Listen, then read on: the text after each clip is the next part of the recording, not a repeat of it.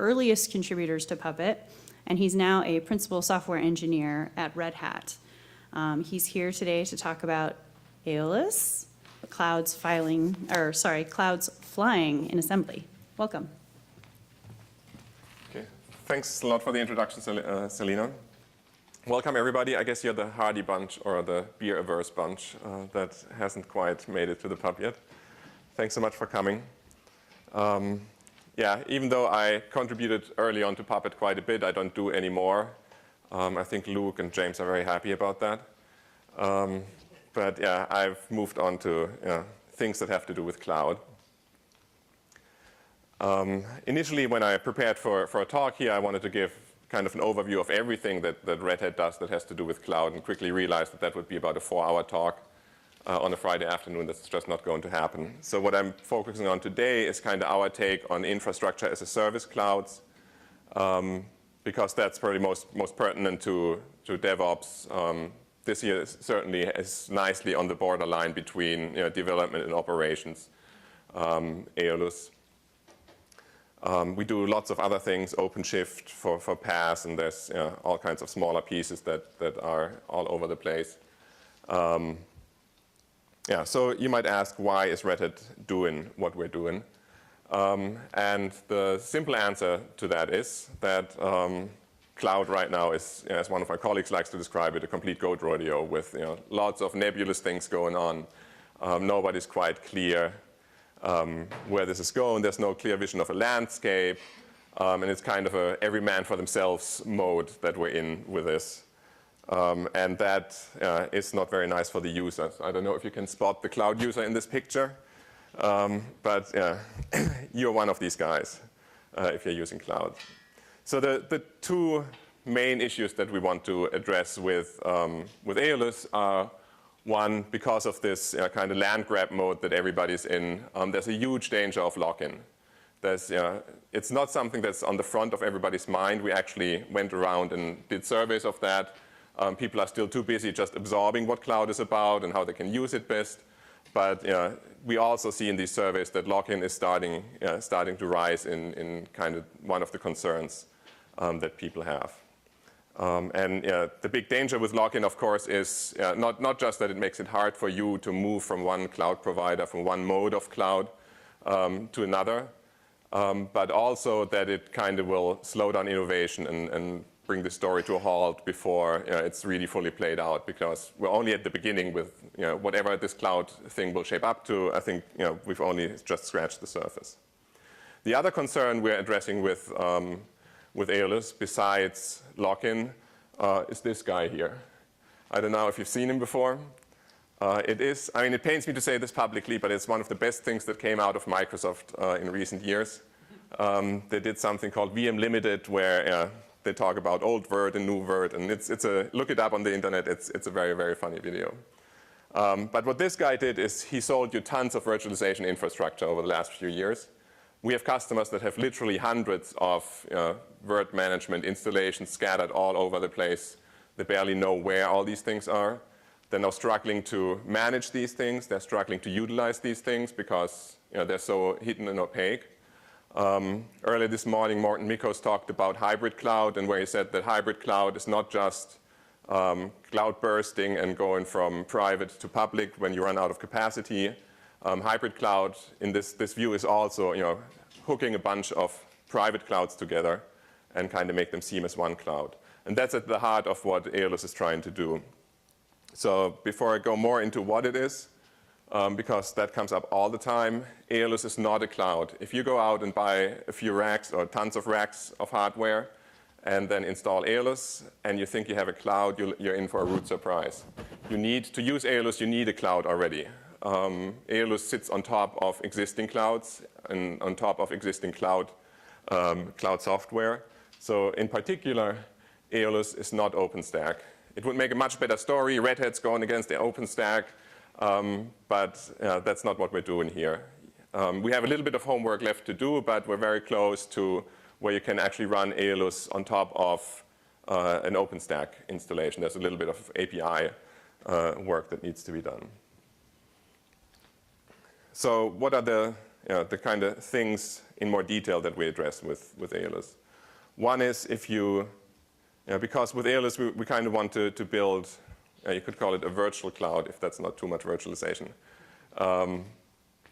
But the idea is that you take various clouds together and expose them to your users as one big thing, or you expose parts of that as parts of that big thing to your users as their cloud.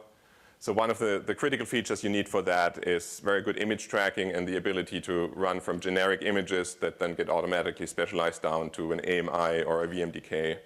And that all gets tracked and moved around automatically. So there's a big part of it is just building generic images, specializing them, managing them.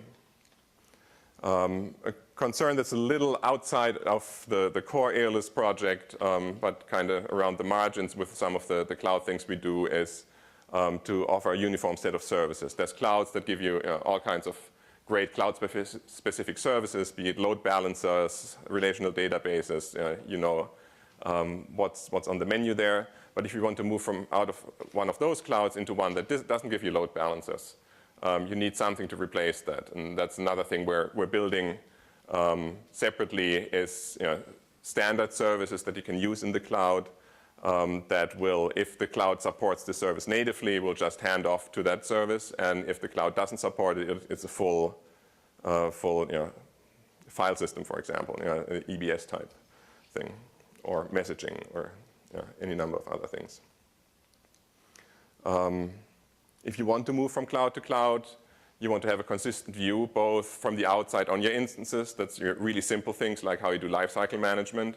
You don't want to deal with 10 different APIs to start and stop instances. But also from within the instance, you want, for example, early bring up, that awkward moment when the instance first comes up and asks the essential questions of, who am I, what am I doing here, what's this all about?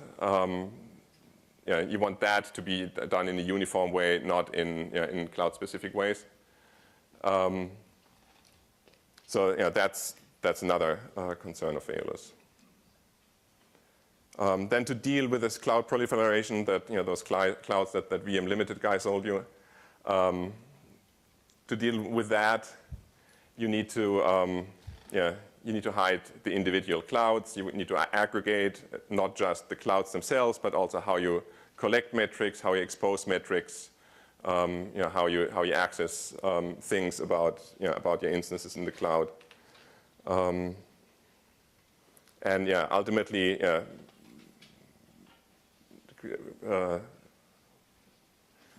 putting all these clouds together is a way of remixing resources. So just as a quick overview, so Aeolus hooks you up both with private clouds. We support RevM, we support Eucalyptus, we support vSphere. You might notice that two of these things aren't really clouds. RevM and vSphere are work management things, but with DeltaCloud, which I'll talk about a little more in a minute, we kind of put a simple cloud front end on top of a work management thing. And work management is not exactly the same as cloud. And then we also support public clouds, most importantly, of course, EC2, because that's the most widely used public cloud right now. We're moving to other things like Rackspace. I mentioned OpenStack earlier. And so Aeolus manages your virtual machine images, manages your instances, and lets you kind of forget which clouds these virtual machine images are running in. And it makes it easy to hide from your users whether they're launching something in EC2 or some internal cloud. And then, of course, you need policy around how these things actually come to be. Aeolus itself is not one big ball of code. It's made up of a bunch of sub-projects. It's really more an umbrella project around a few existing components.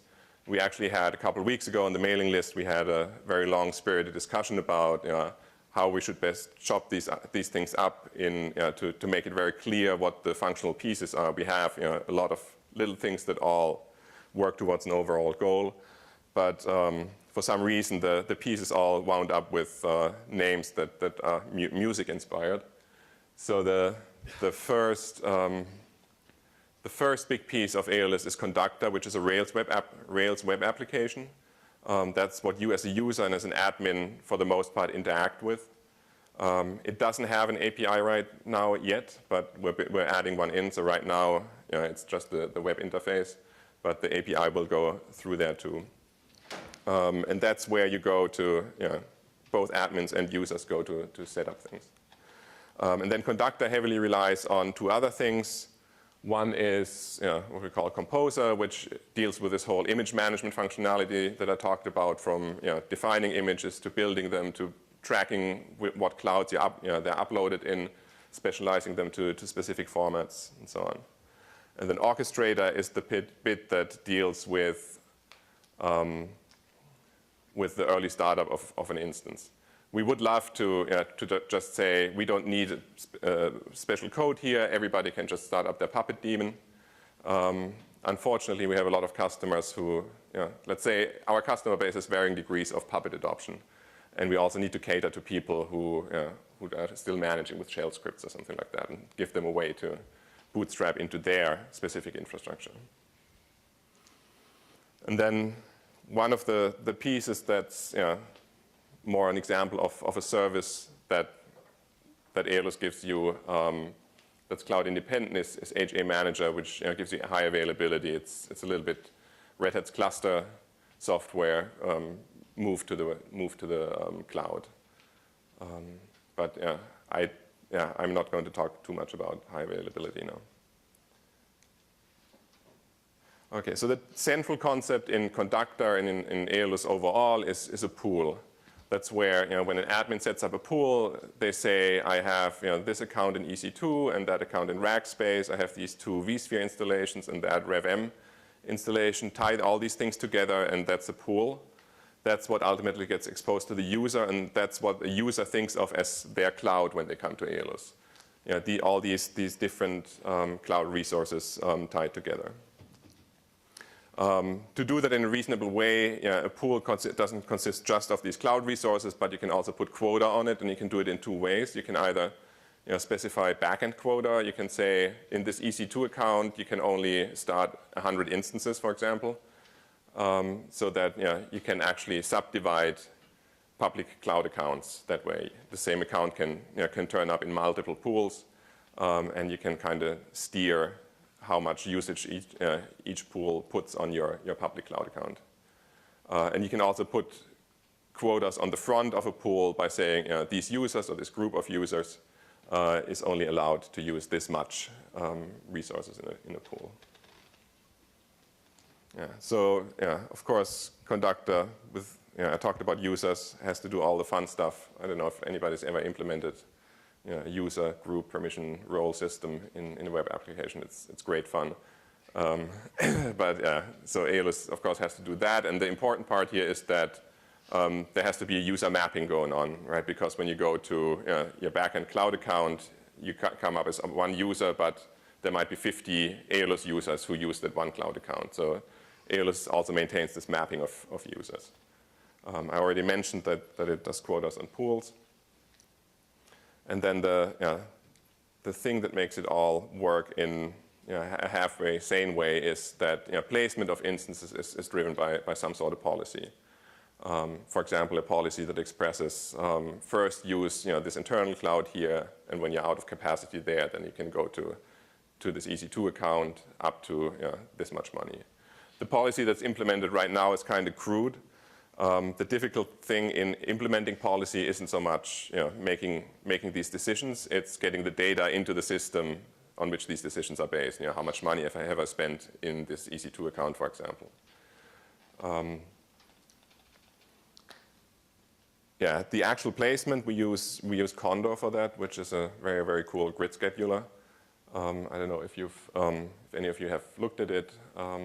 It scales to. Every time I talk to the Conductor guys about scalability, they're like, they throw out these numbers that are hard to believe.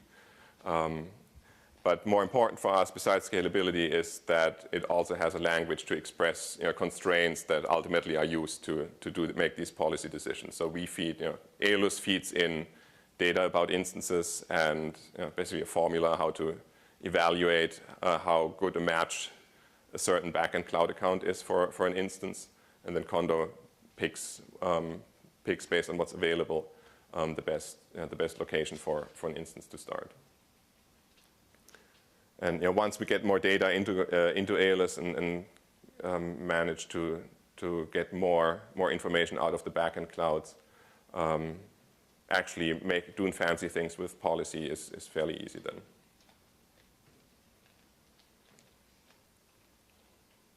Okay, the other important concept in Conductor is that even though I've only been talking about instances so far, it doesn't really deal just in instances, it deals in these clumps of instances, which in Aeolus speak are called deployables. And the prototypical example is like a 3-tier web app. So you want to talk about that as one unit. You define that consists of a database and a couple front-end web servers and a load balancer. And that's really the unit that you then launch in Conductor and that it goes around in places. Besides the list of the images that make up this deployable, other things that go into it are launch time parameters. So when you define your deployable, you say, ask the user about these things here. And then when Conductor actually, when the user goes and launches in Conductor, they have to fill in, I don't know, the time zone the application should be running in by default, or default locale, or anything else you can think of. It's really from the Conductor side, it's really just passed through, because the third component making up a deployable is a little bit of tooling that then goes into Orchestrator, so that these parameters get fed into the instance when it comes up.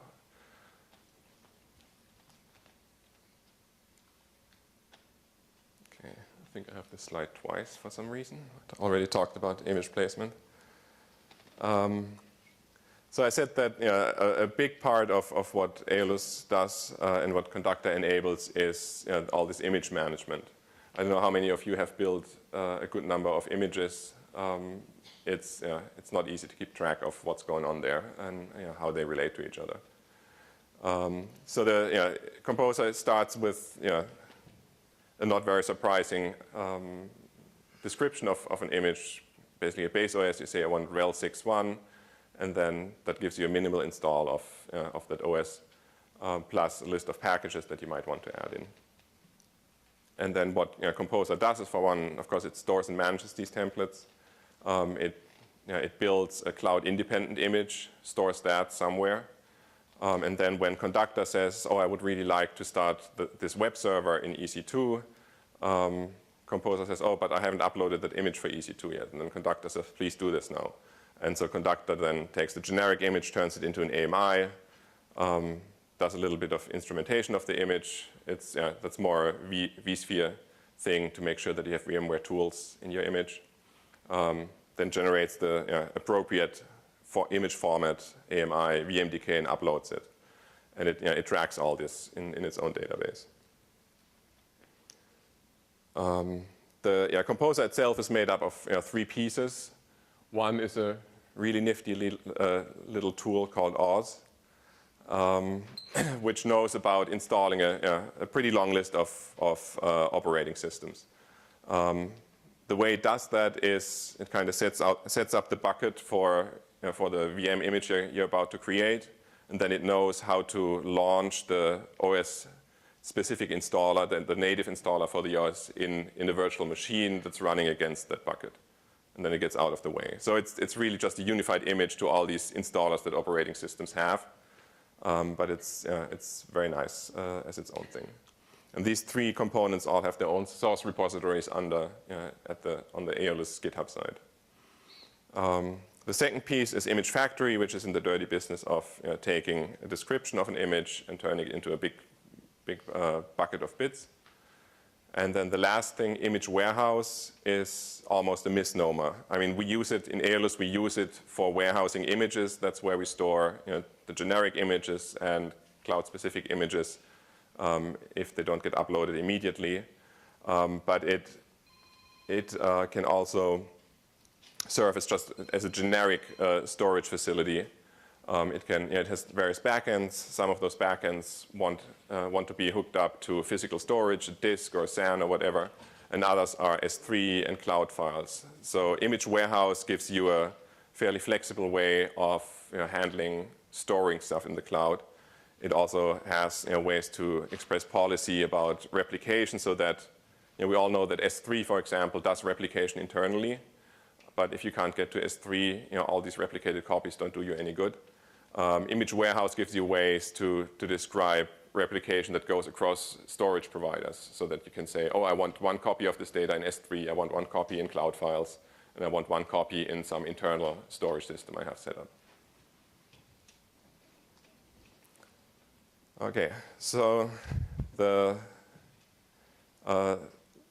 third big component of Aeolus started its life not as called Orchestrator, but Audrey 2. And if you recognize the image, you just dated yourself. Yeah, just because when we're talking about this, we invariably ran into this who shaves the barber question. If an instance comes up, how does it know who to talk to find out who it is? And so the way this works with Conductor now is Conductor uses in EC2, for example, uses user data injection. For vSphere, we have a similar mechanism. And so Conductor gives an instance basically 3 pieces of data. One, the ID that Conductor knows it by. 2, a one-time password. And 3, an IP address of an orchestrator server it should talk to. And once the instance comes up, it talks to the server and gets more details about its configuration from that server. And the details that you send down ultimately determine how this thing gets bootstrapped further on, whether you tell it now to install and start the Puppet client, or talk to your own config server, and so on. It's fairly simple now, but it's also the nice thing is that it's secure by injecting that one-time password, which I think not a lot of bootstrap mechanisms do.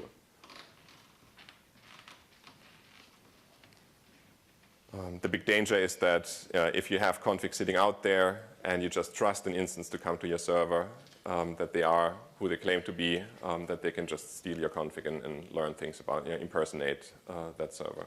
And we sidestep that problem with this one-time password.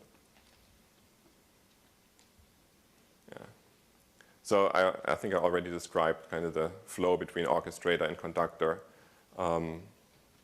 You could almost make Orchestrator just part of Conductor, but for deployment reasons, we think that a lot of people will run Conductor inside their own firewall. But these little pieces of config, your instances need to get to when they're running out somewhere in a public cloud. So we kind of split these into 2 servers, so that you can deploy the little config server wherever it's needed, close to where your instances is running, and still have Conductor running inside your firewall. And that's kind of the grand overview of what Aeolus does. There's a couple more components that are important to it. One is Apache DeltaCloud, and since I'm the lead for the project, I'll talk about it just for 2-3 minutes. There's another piece that's very, very cool, very interesting, which is Matahari, called that because its sole reason for being is to spy on your instances. It's a little instrumentation, little messaging client you install in your instances, and it comes with all kinds of hooks to gather simple information like the IP address, or more complex things. It'll let you find out about the network configuration of your instance, and also gives you an API to modify network configuration, for example. We looked at M-Collective too. I mean, Matahari and M-Collective sound like they do very similar jobs, and they do. But there's some, it's not clear how best to kind of marry the two. We would really like to collaborate on M-Collective or on Matahari M-Collective more in some way.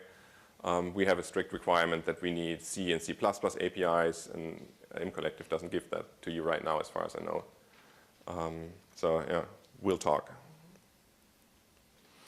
But DeltaCloud. So DeltaCloud is a cross-cloud abstraction. What makes it different from things like Fog and JClouds and Bodo and all these things that is that it's not a library. It's a RESTful API. And that serves kind of two purposes. One, of course, is that it gives you a language-independent cross-cloud API because it's RESTful. The other is that it can also serve as a model for a cloud management API. And we've actually have without any of our doing, there's a cloud provider in the Czech Republic who implements DeltaCloud as their native API. And hopefully we'll get others, other smaller cloud providers to also adopt DeltaCloud as their management API. Yeah, but the main focus on DeltaCloud so far has been on the adapter side of things, so that you talk DeltaCloud's REST API to it, and then it goes and talks in the back to EC2, to Rackspace, and I have a slide with the various backends we support. We've been incubating for a while now at the Apache Foundation. I think we're about ready to graduate to a top-level project there. And one of the reasons we're at the Apache Foundation is that initially a lot of partners, customers said they didn't really like this just as a Red Hat project. And because Apache gives you a governance model, we put it there. So if anybody's interested in working on that, join the project. So architecturally, it's very simple. How a DeltaCloud server works. I don't know if I can get the point.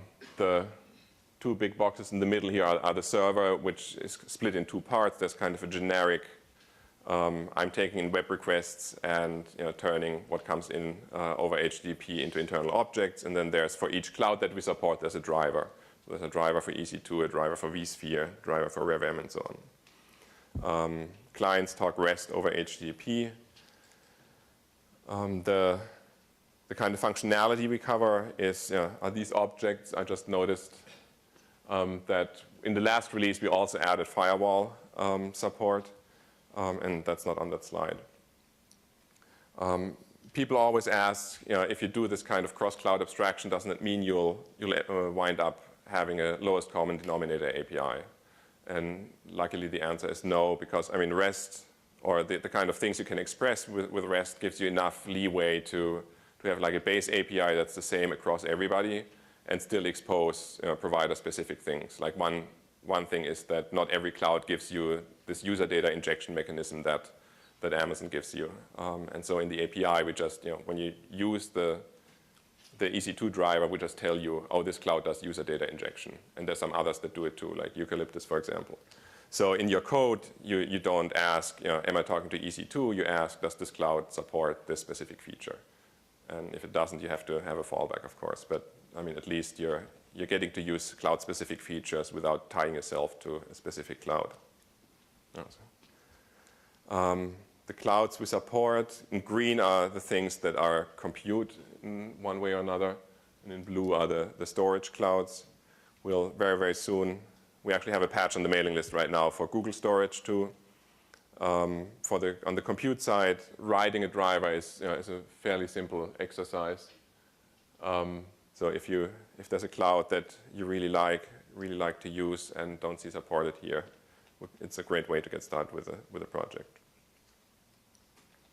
So much for my excursion in DeltaCloud. Just to summarize all the things that Aeolus is not. Because there's a lot of people are confused about what it is. The last point bears emphasizing. We don't see this as our open source development of a product. We really want this to be a lively community that we are participants in, but not necessarily the biggest participant even. Because the lack of openness is probably the biggest concern we see with cloud in general right now. And this is our attempt to address that. So the URLs there are the project website where you can find pointers to the code and mailing lists and so on. There's a YouTube video that gives you a quick demo of Aeolus. I also have one here that I think I have time. I'll probably play in a minute. And then if you want the slides, the last link is the link to the slides.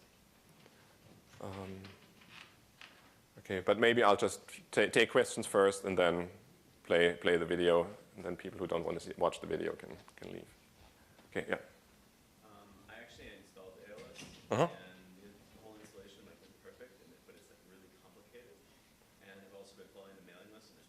think run or Yeah. something like that. Where's a good place to actually start, like, actually digging into it, and what parts do you need help with development, and also from like an outsider, you know, how does an outsider begin really working deeper into Aeolus? Yeah, yeah. I think a huge help right now, yeah, and I mean, the website also says, you know, some of these docs are out of date just because lately there's been a lot of stuff going on. So a good way to start would probably just be to say, I've installed it, I got this far, what WTF do I do now? Why doesn't this work? Why doesn't, I don't know what you got hung up on, but why are there no images showing up, or why are my instances not showing up? That by itself, I think, would be a great help, because when you develop something, you kind of forget to bring the novice user with you, and so that's probably the best way to get involved, either on the mailing list or we're all on an IRC channel. Either of those works. How close do you think the project is to having kind of like sort of a semi-stable release? I mean, we've made, define semi-stable, yeah. I mean, no, we've made releases. We've actually, from, I think, 0.20 to 0.30, we pulled out some functionality in the UI that was there before but didn't work. So I'd say, I'd measure it in months. I don't want to, a few months, I'd say. Yes? Are you all doing any work to abstract the application stack from the operating system dependencies? The reason I ask is because I'm looking at it, and to get the latest, you really kind of need to run Fedora, but you can run it on Enterprise Linux 6. And my concern is, and speaking from traditional platform deployments, is sometimes you run into issues where the only way to update to the latest version is to update the entire platform it's running on, which from a control management system is a lifecycle management issue, because typically your control system is very, very stagnant in configuration because it's so critical to your entire infrastructure. Yeah. So, I mean, there's two aspects to it, right? There's the Aeolus, the open source project, and then there's whatever Red Hat will ship as a product, which I think will be called CloudForms. And the project will be very, very coy in making any sort of guarantees around longer-term stability. Just as Fedora does, right? Fedora settled on this happy, unhappy 13 months support cycle. Just because for an open source project, there's just not enough resources to do more longer-term support. So for Aeolus, the open source project, I think you'll always have that situation that it'll work great on the current Fedora release, the previous Fedora release, for a while probably, until most of the developers have switched over, have their workstations switched over, and whatever the current RHEL release is. For the product, that's a completely different story, right? I mean, for the product, there will be exactly that pressure you mentioned to have your control system run on something for a very, very long time without touching the platform. And the platform really is not so much an issue as much as the stability of the configuration, because for anything that touches the cloud, and things change on a 6-week basis. Mm-hmm. So APIs get extended, new services released, new functionality is enabled, and your application that's controlling it has to be very agile in that your feature functionality needs to follow closely behind those releases. Yeah. And so while the application that's sitting on top of your platform changes quite a bit, the platform at least should be stable, but you shouldn't also have to run on Fedora because it's never stable. Yeah. Well, so I mean, the product will never run on Fedora, right? I mean, the CloudForms product will always be on RHEL, because we don't support Fedora in any fashion, as Red Hat the company. So I don't know what, I'm not that close with product management. I don't know. I know that they think about these questions because these are questions that we're very familiar with from RHEL, where people want this really long life cycle, except for the stuff they really care about, which they want to rev every 3 months. And I mean, we've both in the RHEL world and for CloudForms, I hope we'll come up with a good middle ground that exactly addresses these issues of a lot of churn, a lot of innovation in the cloud space, but you want a stable platform, a stable control. The prime example is of just managing. Sorry to interrupt. Since we're recording. Oh. Yeah. The prime example is when you try to manage things like Ruby and Ruby gems and all the dependencies that you need to enable these services to be agile in the cloud. You have problems because you're continually updating them, and they have very long and very chained dependency trees. I mean, yeah, this goes more into the area of RHEL, but I mean, we know and we understand that for something like Ruby, it doesn't make sense to have, or Rails in particular, it doesn't make sense to have something frozen for 7 years and then try to apply the same model that works for the kernel, but not for stuff high up the stack. And I know that our product management is working on solutions for that. I'm not sure what the exact plans about announcing that or the details of how that will be resolved is. But I mean, there's work being done on that. Excellent. Thank you.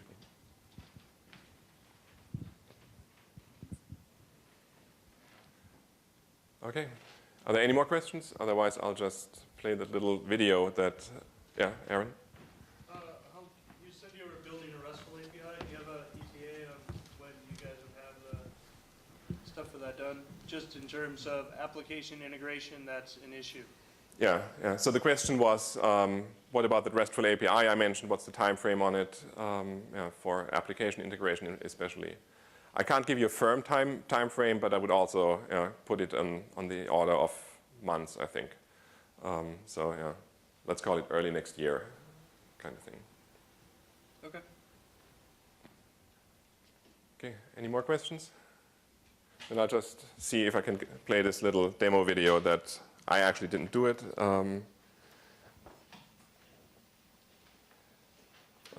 One of the product managers for Aeolus did it, a guy called Brian Shea.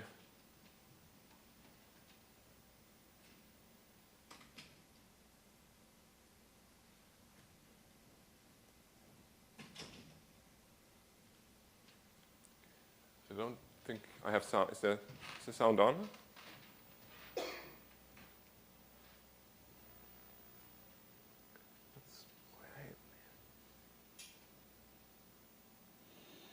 Adding VMware, and now they're saved, and you can see that we've added them, and now we have Rev, Amazon, as well as VMware as different providers. Now let's go ahead and add different provider accounts. Now these are the accounts that CloudForms is going to use to be able to access these providers when it launches instances into them. So we've added one for Rev. You can see that it was added here. We're going to go ahead and repeat the process now across the other providers as well. So here we're doing Amazon, and we've added that. And now we're going to go ahead and add VMware for vSphere, and you can see we've added it there as well. Now we can go and see that we've got the 3 different provider accounts as well as the 3 different providers mapped to them for launching instances. We're going to go ahead and now add a realm. And in this case, we're just going to create one global realm which will have access to all the different provider pools that we've already created. Once we've done that, we're going to go ahead and map different storage settings to this one realm across the different provider pools. And we're also going to go ahead and once we've mapped these storage providers, to map the hardware profiles as well. So you can see that in this case, we're just going to have one hardware profile which has 512 gigs of RAM and 64-bit architecture. And this hardware profile is going to be accessible across all the hardware profiles. So now I'm going to switch over to the command line tools so that I can show you what's going on underneath the covers with CloudForms as we go ahead and take a look at how CloudForms automates from a portability standpoint dealing with multiple providers. Now I'm going to go ahead and show you a particular template for an application that I'm going to build. So here you can see that I have a template for a simple application, and now I'm going to go ahead and build the target using CloudForms tools to build this target for Amazon. And in this case, we actually built the AMI for Amazon. Now, we're going to repeat that process, and we're going to do it for vSphere. And when CloudForms builds this, it's actually building the VMDK for VMware as well. We're going to repeat the process again. This time, we're going to do it for Red Hat Enterprise Virtualization. And this time, when CloudForms builds that same application template, it's going to generate a KVM image for Red Hat Enterprise Virtualization. So now you can see the 3 different images that we've built out, And now we're going to go ahead and show the different providers. Again, we have Amazon, Rev, and VMware as providers. So first of all, we're going to push our first one out, and you can see we're pushing it to vSphere, and that was successful. Now we're pushing that same image that we built out, and this time push it out to Red Hat Enterprise Virtualization, and that was successful. Next, we're going to take that same application template, and again, we're going to push out the build artifact, in this case the AMI, and push it out over to Amazon. So with that process, now what we've done is we've taken that same application template we showed you, we've built out the KVM images, the VMDKs, and the AMIs, and we've been able to push it out to the different application providers. So as you can see, with Red Hat CloudForms, you can go ahead and manage multiple different cloud providers with the same administrative interface, and to be able to take an application and to be able to portably deploy it across these multiple providers. For more information, go to redhat.com/cloud.